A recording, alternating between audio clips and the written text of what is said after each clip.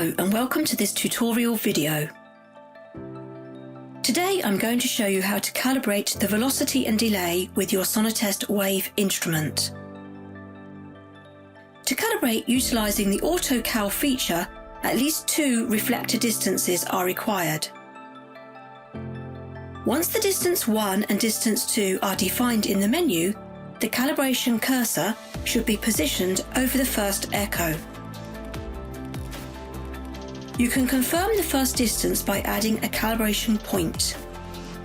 The same process should be repeated with the second echo. Once satisfied with the recorded distances, velocity and delay, simply press Apply. Verify the calibration one more time and now you are good to go. Thank you for watching this tutorial. We hope you found it helpful.